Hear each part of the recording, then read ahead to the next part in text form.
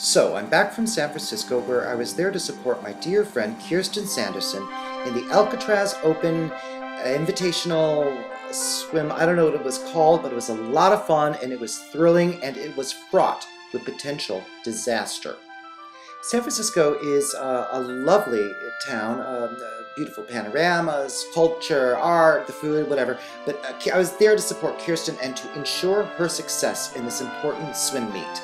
Alcatraz, of course, is the prison built off the coast of San Francisco where prisoners were imprisoned.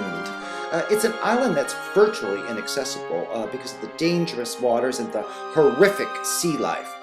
However, Kirsten was undeterred and determined, and I was so proud to be able to help out. I zipped her up in her wetsuit, looked after her Italian goggles, rinsed out her Crocs, and provided her with the appropriate swimmer's diet.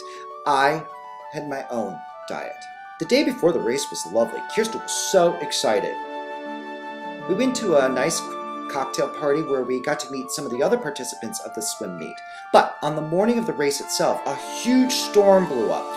Thunder and lightning. The weather reports hadn't predicted this. It was unusual for San Francisco. Would the race go on? Well, 6 a.m. we go down to the dock and sure enough, everybody's there. They're all putting on their wetsuits and their wet gear, and the young and the old, all ready to brave the elements, the water and the cold and the sea creatures. So I zip up Kirsten into her wetsuit and we board the ferry and it's off to Alcatraz where 3 by 3 the swimmers dive off the side of the boat into the swirling, churning waters, and even though there was security to help the drowning people, I was fucking flipping out of my mind because it was such a long swim to the coast.